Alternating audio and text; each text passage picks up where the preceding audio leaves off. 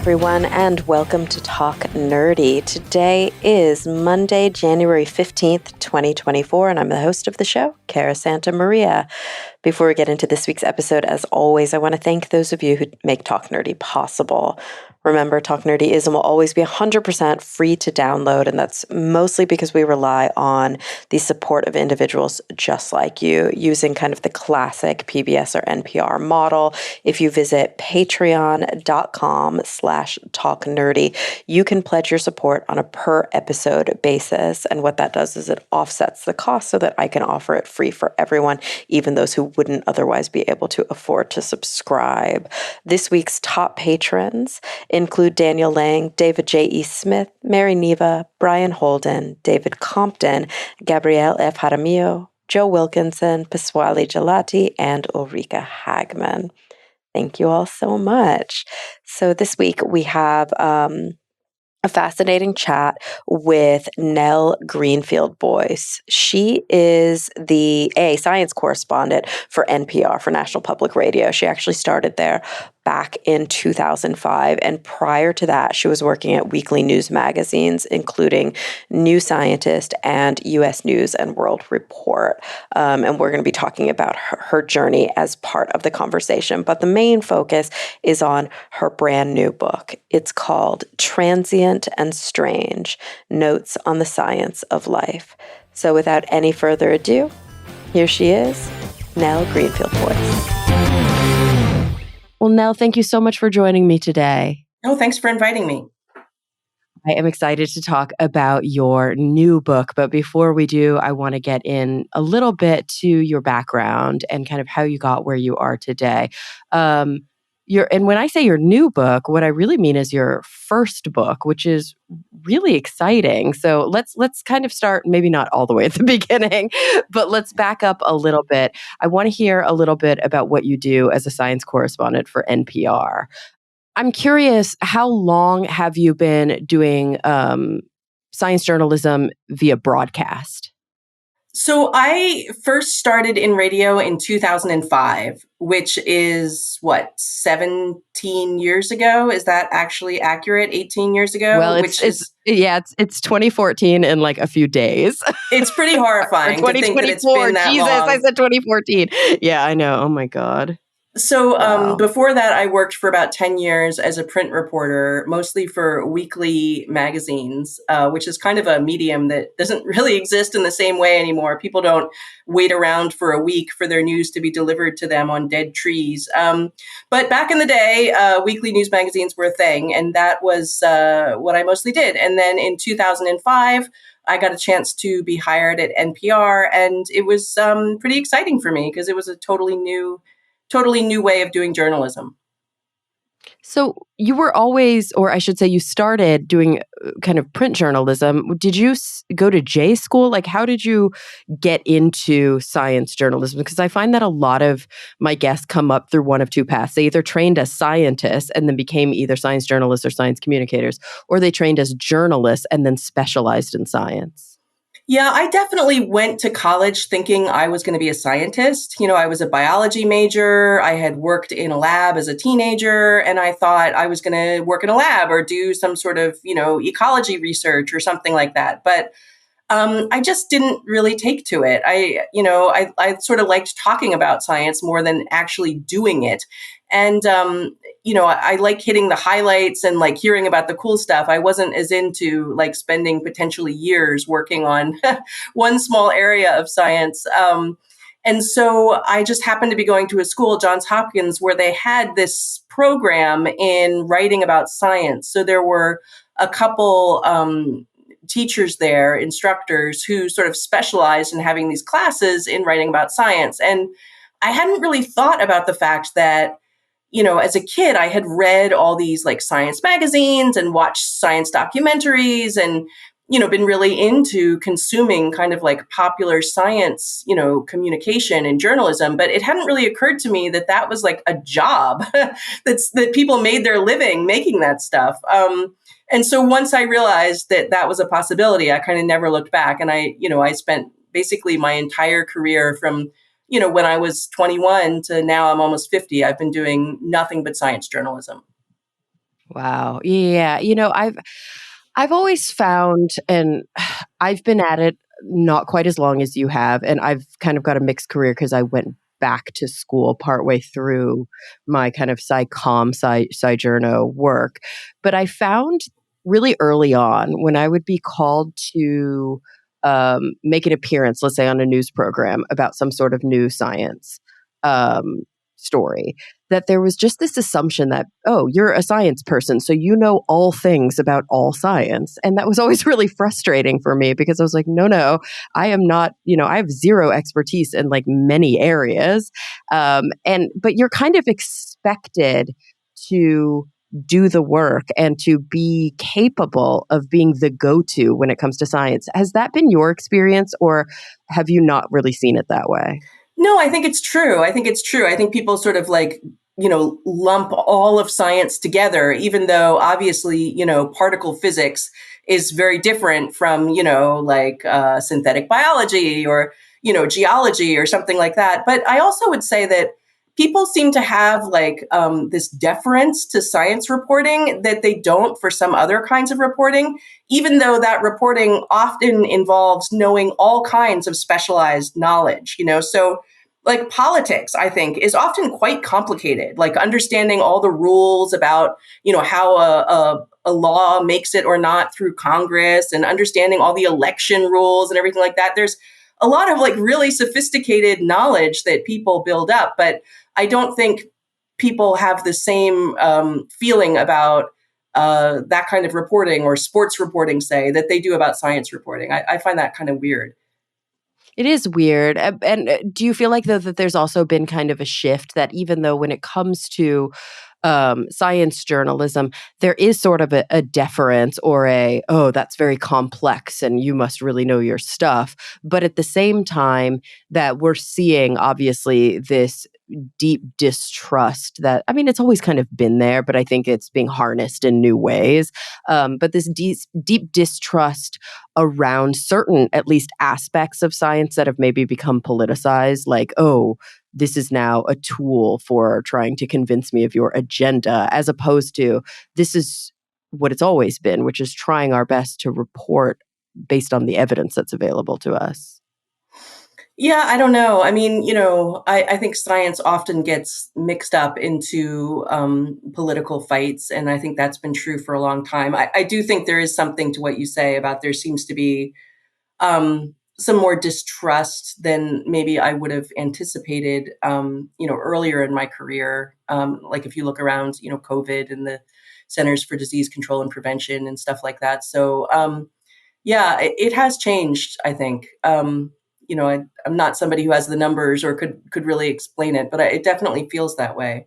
But at least for me, reporting about science has been just this glorious career where I've gotten to, sort of go along with researchers, and hear about like their most exciting moments. And also, take the skills of journalism and apply them to science.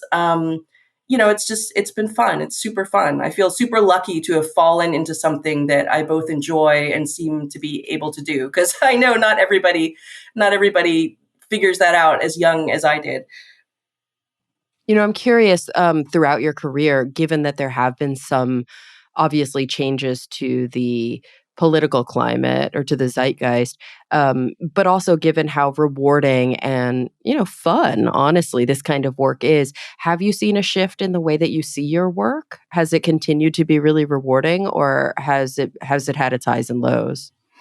Honestly, no, I haven't seen a shift. I mean, I'm, out there doing the same stuff that I've been doing. And, I all I can do is, convey the science as best I can and, put it out there for people to take in. So I've got to ask then, we were mentioning before this idea of sort of expertise or specialty journalism, or, what are the areas where we maybe have the most knowledge, or maybe we're just the most interested. And I know that we all have those things. So I'm curious if you're willing to share, what areas of science are you like the most excited when you I don't know, have an assignment or when you start to get interested in a topic? And what areas do you find that you shy away from the most? Boy, I mean, earlier in my career, I reported a lot on sort of genetics research and genetic engineering and DNA and all stem cells, all that kind of stuff. Cloning, that was a big deal, right? Cloning. And as I've gotten older and as I've worked at a place where there are other people who like to cover that, I've covered a lot of things that I didn't used to cover. So more like astrophysics and gravitational waves and, planetary science. And I've really enjoyed that. And I also really enjoy covering geology. I think there's a wide interest in geology, even though it doesn't get as much coverage as, there are obviously some things that do get coverage, like the volcanoes and earthquakes and that sort of thing. But I think, understanding our Earth and understanding, how we came to be and understanding, whether there could be life on other planets, like those are all questions that I think really excite people. What do I shy away from? I mean, honestly, like right now in my job, I tend to look for stories that I think can be conveyed over the radio and over podcasts. And so, anything that has sound is a real plus, as I'm sure you may have experienced. And I think that there's not much I think I would shy away from. It's really more of an issue of not having enough time to do all the stories that I would like to do. There's an endless number of stories out there, and I'm only one person, and I can only do so much. And so there is this kind of process of trying to figure out, not just what am I interested in, but what do I think other people will be interested in, or what is the research or the area of investigation that feels like sort of most urgent right now, or the sort of most potentially compelling for whoever would encounter these stories. And it also makes me wonder, what compelled you? You started in print journalism, you've been working in broadcast journalism for quite some time. What compelled you to say, okay, it's time. I'm going to sit down, I'm going to write a full-length book, and this is going to be what I write it about?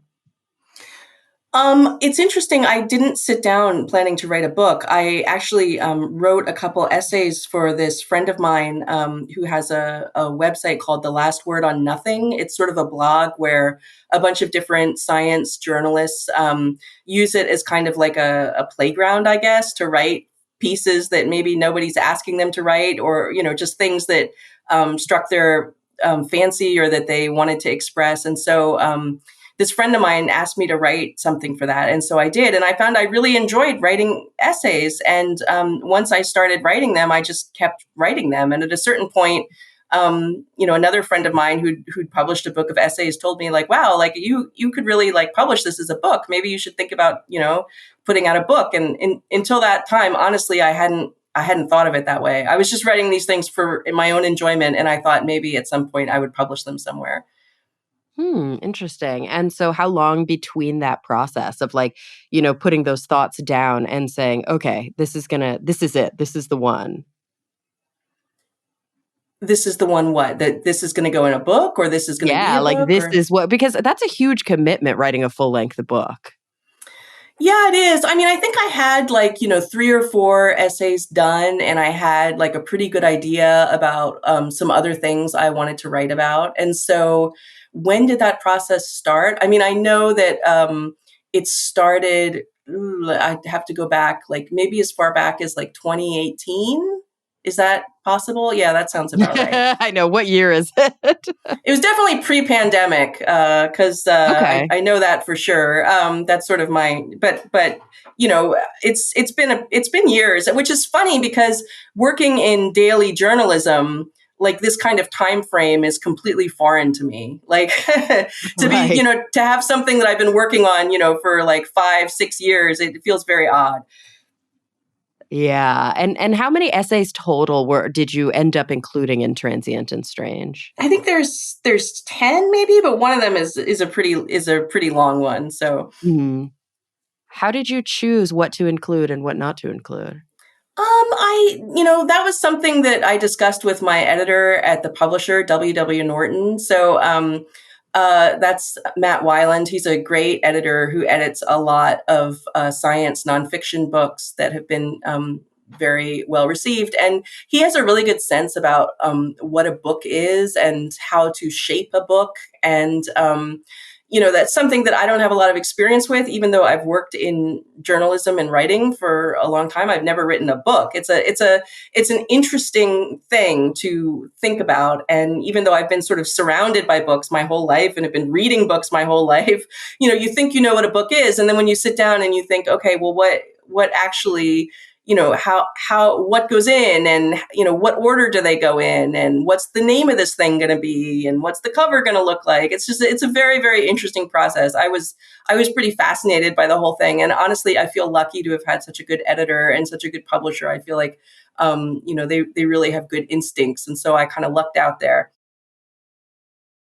There's something really, really kind of fascinating and beautiful about what you were just mentioning. This idea, I liken it unto film. I have a lot of friends who are filmmakers, and I've worked in production for many years.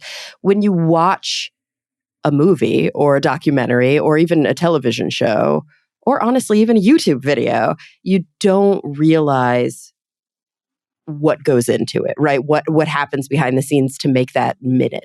Some people will say, and obviously this number varies depending on how you make it, but that for about a minute of content, it's about an hour of film. Sometimes it's more, sometimes it's less. And that's really difficult, I think, for people to fathom. And similarly, when you read a book, that's hours and hours of research and brainstorming, and like you said, speaking with your editor about what if we change this here, and is this wording right here, and should this chapter go before that chapter? And I think for some people, that process brings the art form to a new level, and you develop a new appreciation, and it becomes elevated for you. And for some people, it feels overwrought and like, I never fucking want to do this again. You know what I mean? Like being behind the scenes takes the magic out of it for me. And I'm curious, are you the former, the latter, somewhere in between? I don't know. I mean, I think that, it definitely, I feel like I learned a lot. And I do think it's probably changed the way I experience other books, in the same way that, having learned something about audio production changes the way I listen to podcasts or to pieces on the radio, right? Like, I'm always kind of picking them apart in my head. And, I understand, little tricks they do or little choices they might have made. And so it adds this other dimension to me, but it doesn't ruin anything for me. I can still, it's like I could look at a flower and I could enjoy that flower in a sort of gestalt aesthetic sense. But then I could also learn every part of that flower and learn like all the little, names of the parts and how they all work, and learn about its evolution and everything. And I would still enjoy the flower. You know what I mean? Like, it doesn't take anything away. So I feel like, it just sort of added to my understanding. And certainly the book publishing world is its own kind of community and its own kind of like culture. And I feel almost sometimes like a sociologist or something, learning about this world a little bit.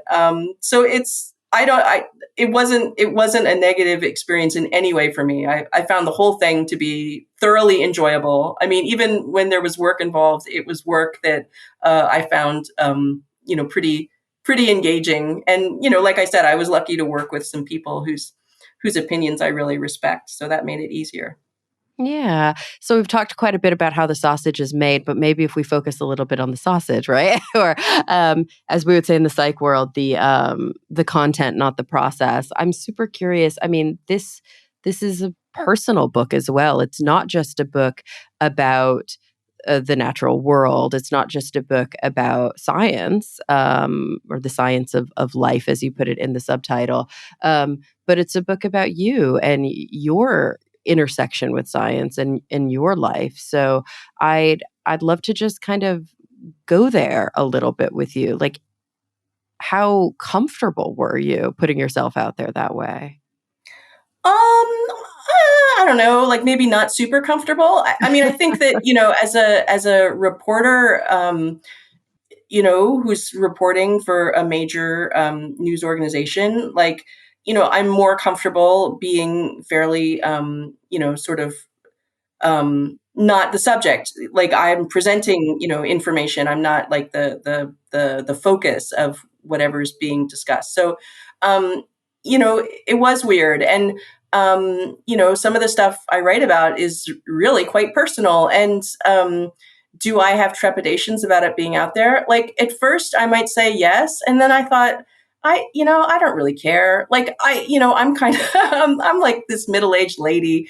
You know what I mean? Like if somebody's reading about this, like, personal event from my life, does it really affect me in any way? And, could it maybe like, help other people who've gone through similar things? Or could it be, just like a sort of like a communing in our shared humanity as people? Like that seems like a worthy thing to me.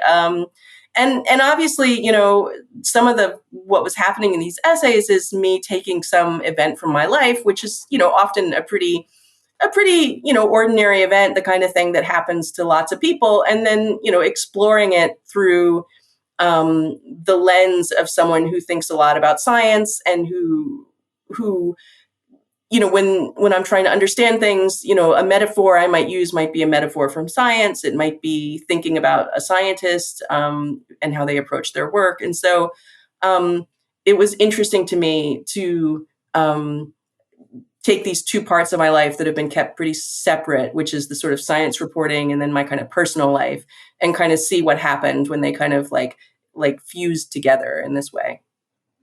Yeah, uh, from a personal perspective, when I've shared pretty intense personal things on air and really grappled with whether or not I wanted to talk about them or I wanted to go there, usually the motivating factor for me was something that you mentioned, which was, if I'm going through this, other people have gone through this, and maybe they don't have the privilege that I have of not just this platform, but the background knowledge or the education or the contacts or whatever. And so if I can provide insight or perspective or just share tips, honestly, that maybe I can help somebody. But what I often found was that in doing it, I myself processed a little more. It was psychologically beneficial for me to share and to put those things out there because they helped me personally move through maybe some things that even if they happened in the past, I was obviously still processing. Did you find that actually writing these essays and then ultimately editing them and putting them in a book form was therapeutic for you? I mean, I definitely must have personally gotten something out of it, right? Because I was writing them even before I thought I was going to publish them in a book, right? I found them to be interesting things to explore. And, the essay format is very different from the kind of writing I do for my day job, right? So, like, for my day job, I don't want to say it's formulaic, but I mean, you kind of know going into it what you need to do, right? You have the show or the podcast gives you a certain amount of time. You kind of know the story you want to tell, and you sort of like, work within those boundaries. But with these essays, really, there were no boundaries at all. Like I could make it as long as I wanted. I could make it as short as I wanted. I could put science in there or not. And so it was kind of just like, I mean, I'm no like, linguistics expert, but, the word essay, is closely related to, experimenting and trying. And, I think that there was something about sort of like working through certain things, or at least like taking different parts of my life and looking at them from different angles. And I think there is something to that. But I also think that a lot of this stuff, at least for me, operates, in a realm that isn't totally in my awareness. Yeah. And, so I'm not sure it was quite so what's the word? Purposeful as you might be suggesting. Do you know what I mean? Like Yeah, yeah, yeah. it was just something I did. And I really, I'm not even sure enjoyed it is the right word. It was very compelling to me. It was very compelling to me to write these essays. And I hope that if people read them, they find something in them that they can take home, and will benefit them in some way. Yeah, I mean, it does open an interesting question, kind of a philosophical question about art and the artist's relationship to the art and the production of art, sort of for the sake of processing or for the sake of experiencing something, versus I think for many of us existing in sort of the capitalist structure that we exist in, we also create purposefully. Like we create because we know that there's an end user. I'm making a podcast because I know I have listeners. And so I'm always grappling with how much of this is for me and just like kind of like capricious, on a whim. This is what I want to talk about right now, versus how much of it is a purposeful process of like healing or of exploration or introspection, versus, am I producing something specifically because I know that the user is going to want to hear, this arc and this payoff and this whatever. And I think we're always trying to sort of find a balance between those things.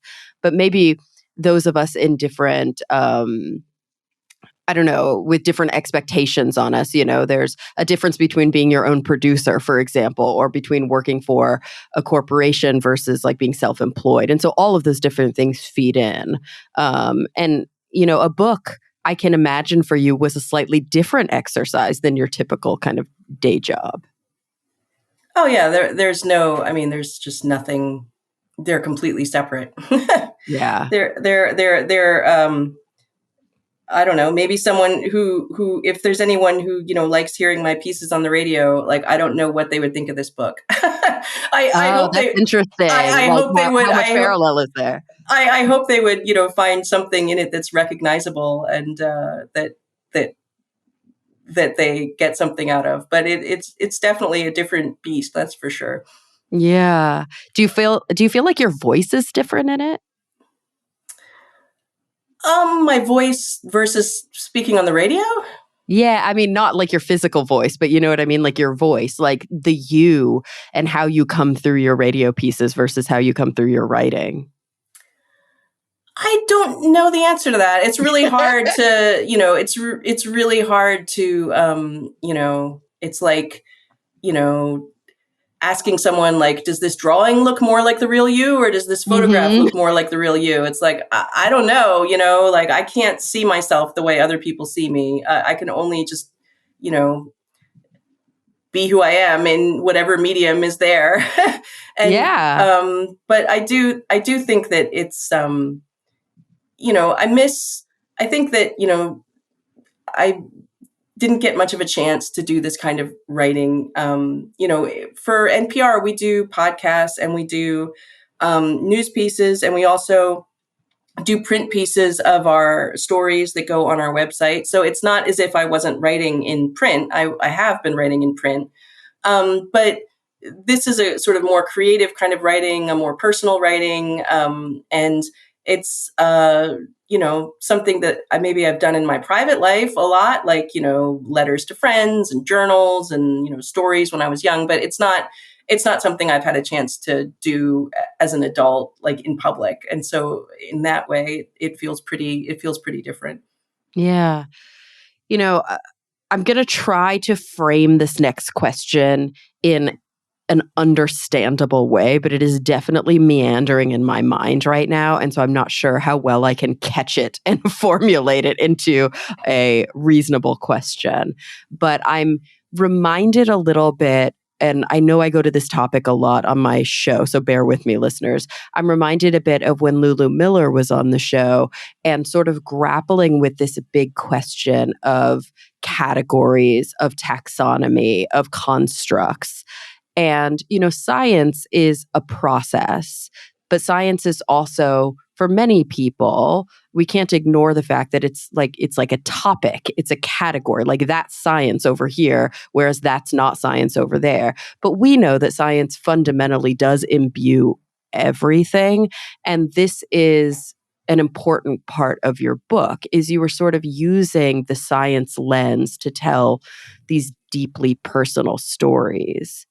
So my question, I guess, is, I can imagine that there becomes this sort of mad area where you're like losing the boundaries a little bit and questioning what even is science anymore because it's everything and everywhere. Like, how did you maintain that perspective as you wrote, or did it just come naturally? I don't know. I mean, I have always thought that journalists and scientists have a lot in common in general. Like, I think that, both groups of people want to get to the bottom of things. Like they want to know as close as possible, like what the real deal is. And what they want to see is evidence. They want to see like hard evidence, hard facts. And they don't really particularly care who those hard facts come from. Do you know what I mean? Like, you're not, there's not an inherent respect for, people who are, the most famous or the most revered or whatever. Like it really is based on the data, and both scientists and journalists would like nothing more than to overturn some commonly accepted understanding of the universe. So, I mean, I could go on and on in the ways that I think there are similarities. And so I think already, like, my view of sort of how I perceive the world and how I move around in it is pretty closely tied with the scientific enterprise's values just in general, if that makes any sense. And so, I think that it's sort of a philosophical orientation, right? Like I did, I wrote another essay very recently about how to think about Santa Claus, like with my children. And, there's always these like, big debates, like, should you tell your kids that Santa is real or not? And you get into these very judgmental things between parents where some people are like, well, you're depriving the kids of joy. And other people say, well, you're like lying to your kids. And I mean, to me, I've always sort of, enjoyed watching my children investigate Santa, like as a phenomenon. And like, I don't see a big distinction between rational thinking and like amazement and enjoyment of the world. And so to me, I guess I'm not really very concerned about like different categories of my life getting mixed up together. I'm not quite sure what the question was that you were asking, but it doesn't particularly concern me. I feel like there's a lot of similarities and a lot of like, and likewise, I think science, has a lot of elements to it that are involving metaphor and play and, imaginative exercises. And so like for me, the line is pretty thin already. So I'm not really sure if that answers your question, but. It's interesting because I like, as you say that, I feel you on that. You know what I mean? And I don't even know if I can intellectualize as much as I feel you, that line is sort of thin, that there are these, I don't know, these themes in life, these experiences or these scientific, I don't think of them as buckets or categories, but that, looking at your book and looking at the sort of topics that you choose to focus on and the personal stories that you choose to tell, I can't help but see your experiences through my own kind of psychology lens, right? Because I was a neuroscientist, recently became a psychologist, but have also been working in science journalism. And my psychology, the work that I do in clinical work is very much existentially oriented. And so there are these themes that come up in the work that I do with patients, death, fear of death or grappling with death, freedom, responsibility, meaning, loneliness and connection. And it's so interesting to me that when I look at the topics and the foci of your different essays, those themes come up again and again and again. And maybe it's because as many philosophers and psychologists and scientists have grappled with through like literally millennia. These are fundamental themes of humanism, of being alive. But I'm curious for you, did these essays just kind of come about as you were, did they stumble out of your head, or were you like really grappling with certain themes when you wrote them? I wouldn't say, explicit themes, but I mean, I certainly think that, that, sort of existential questions often weigh heavily on my mind, as they have many people who think about their own existence and their place in the universe. I mean, I do think that it maybe is brought into sharper relief, at least for me, when I had kids, because the questions kids have are not confined to like easy factual questions, right? Like, they're trying to like figure out the universe and themselves, and like you're watching them do it, and their explorations resonate very strongly with your own, because like, they look to you for answers, and like, what are you supposed to tell them? Like, I don't know. Do you know what I mean? Like, nobody knows. Like, people have been grappling with these questions for millennia. And, just the title of the book, for example, my editor, Matt Weiland, suggested it. He sort of plucked it out of one of the essays where, I'm referencing a poem by Walt Whitman, which is a poem about meteors. And he's talking about these meteors that took place back in the 19th century, this like day of meteors. And he talks about the meteors and he writes about them. But then he says, you're transient and strange, but like, look at me. Like, I too am transient and strange, and like, I'm flitting through life. I'm flitting through the universe, and I'm going to fall, and then I'll be gone. And like, what am I? And what is this book? But another meteor, right? Like, and so I do think that like, when people look at the natural world, they often think about these questions. Like, they're not just thinking like, what is that meteor? And like, where did it come from? Like, what part of the solar system? And, how fast does it fall? And, what makes the light? And, can I find the meteor? And what's its elemental composition? I mean, there's all that stuff too, but they're layered on top of it are these rich human questions. And, I don't think that scientists are any less prone to having those sorts of concerns. And I do think that all those issues you raised, like, issues of connection with other people, and, purpose, and, what does it all mean? I mean, that is very much like, it's very much sort of thematically linking all of these essays, even though the essays are about very different things, right? So there's essays about doodling, and essays about fleas, and, black holes, and tornadoes, and DNA testing, but there's a very strong like existentialism vibe through the whole thing, I would say. Yeah. It's and I guess maybe that is what was going back to that question that I was struggling to articulate, was that even when there are these really discrete categories, like it's so easy to say, this is about tornadoes or this is about fleas, it's really not just about that, because the categories start to broaden and blur, and that sort of existential, very humanistic, fundamental nature of sort of questioning our place in the cosmos, it just keeps crawling out from underneath this sort of clean, ostensible category, right? Like, it's just always there. And even if we're talking about something like string theory, which feels very, I don't know, esoteric, to something really specific, like, what color was the pigment of this dinosaur based on these fossil skin impressions that we're looking at. Like, that fundamental stuff of what does it all mean, it just keeps oozing out.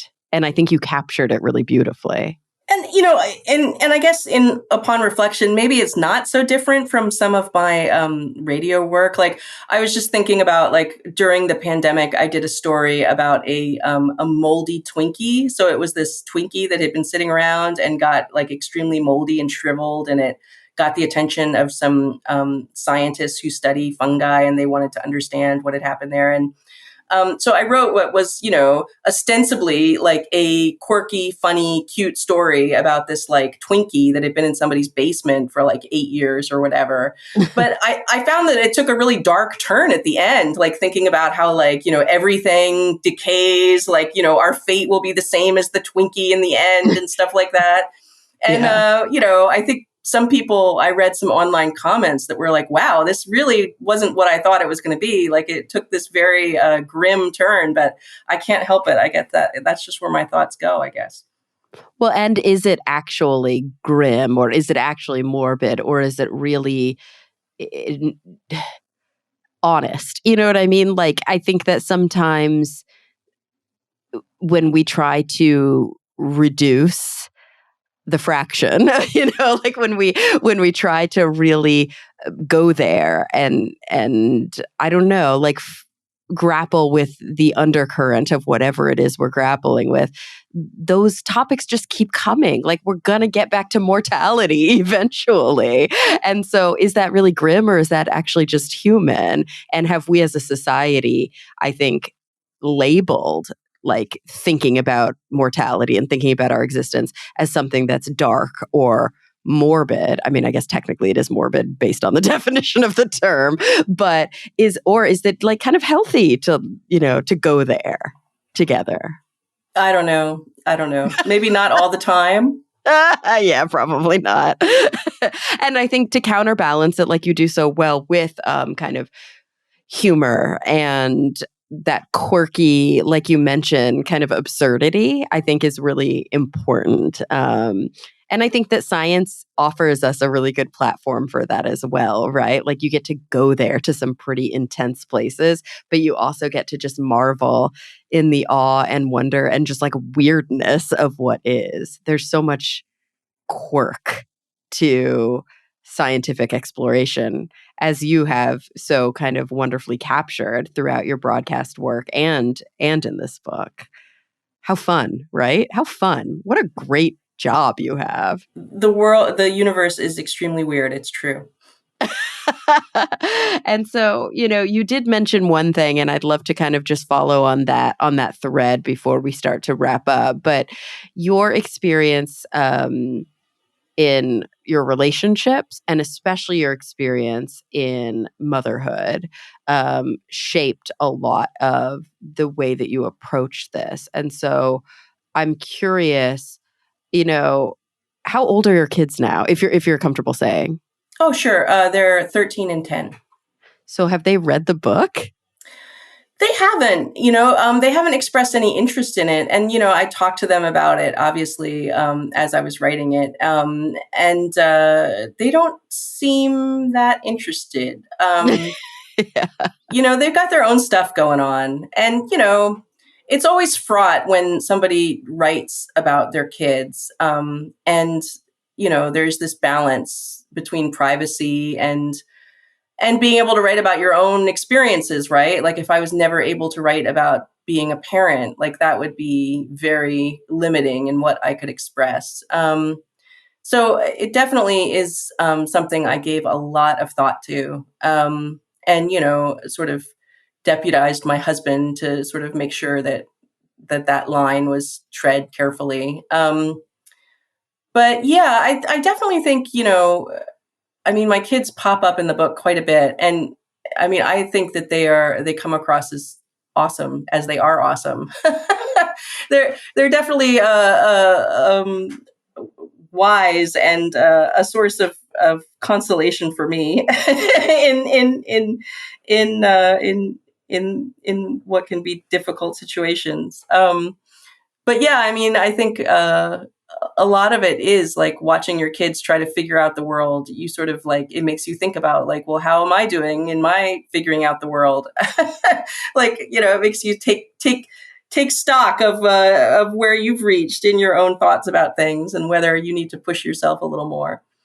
Yeah, I have I'm not a parent. I don't ever intend to be a parent, but my best friend just had her first and likely only kid. We're also a little older, and it's been really interesting watching her navigate parenthood in her early 40s and with a very, very young toddler.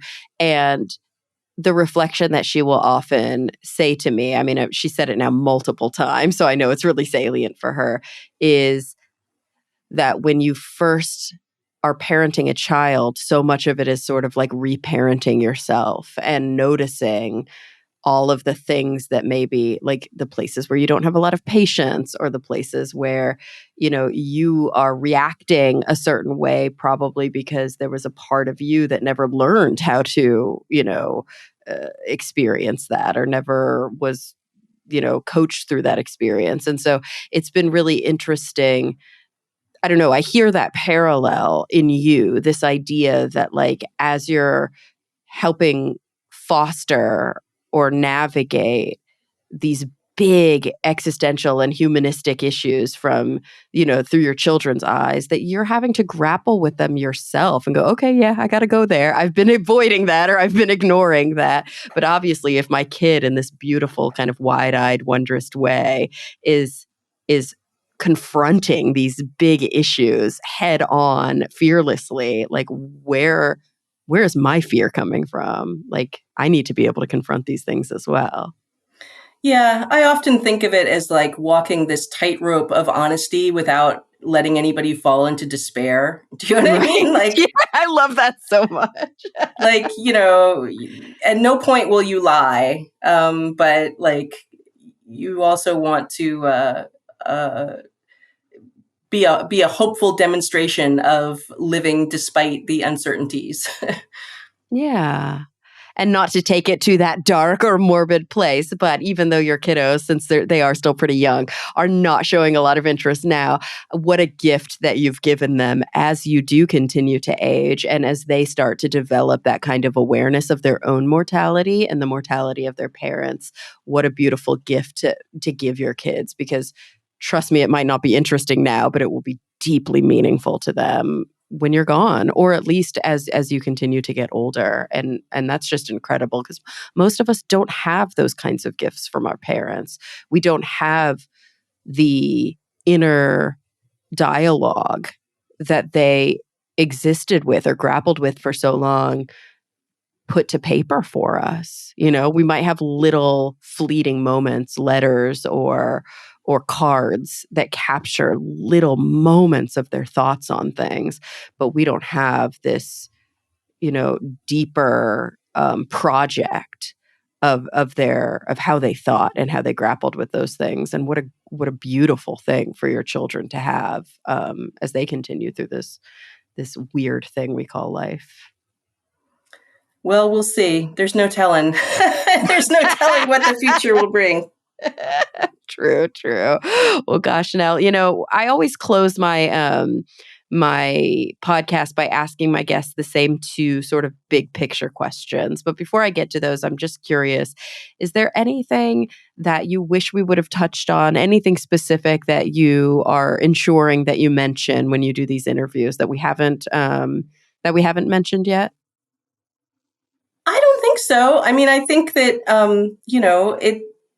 it's a book that hopefully will teach people some more about the history of science and how it continues to sort of like echo through the ages and impact our own lives in various ways. But hopefully it's a book that people can relate to, and that if they read it, they'll think they'll think about things in new ways, or maybe feel less alone in their thoughts. I'm just not really sure. I mean, it's exciting to me to think about people having this object, this book, this thing that we made, and making it their own. It's really kind of out of my hands at the moment. It's got its own life separate from me.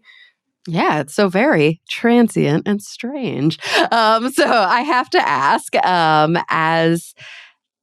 as I do on every episode, I keep saying I'm going to do something with these answers, but I'm like coming up on episode 500 and I've done nothing yet, so we'll see. But I'm going to ask you some questions that are sort of big picture, and they have to do with the future. So the first is, as you think about the future in, whatever context feels relevant to you right now, that could be very personal, it could be professional, it could be local, familial, it could be global, it could be cosmic. The first question is, what is keeping you up the most at night? Where are you struggling? Maybe you're feeling pessimistic or even cynical when you think about the future. And then on the flip side of that, to maybe not end it on such a downer, where are you finding your optimism? What are you genuinely kind of looking forward to? Looking forward to in the future? Yeah. So first, what's really keeping you up at night? What are you struggling with? What are you feeling pessimistic about? And then on the flip side, what are you looking forward to? What are you optimistic about? Well, on a global level, I mean, climate change is pretty hard not to worry about. Like, that is concerning, super concerning. And as for what I'm looking forward to, I am very interested in where the country will go in the next 50 years or so. Like, I'm just very interested in seeing what things look like, when I'm getting ready to check out. Like, I have seen a lot of change over my lifetime, and I expect that there will be a lot more. And I'm excited to see. It's like I'm in the middle of a book, and I can't get to the end yet. I can't skip ahead. I have to take it as slow as I've been reading it. But what I'd really like to do is just skip ahead and see what was going to happen. Yeah. Oh, I love that. Well, gosh, it's been such a pleasure to chat with you today, to learn so much and to dive deep into your brand new book, Transient and Strange: Notes on the Science of Life. Thank you so much for being here, Nell. Thanks for having me on the show. And everybody listening, thank you for coming back week after week. I'm really looking forward to the next time we all get together to talk nerdy.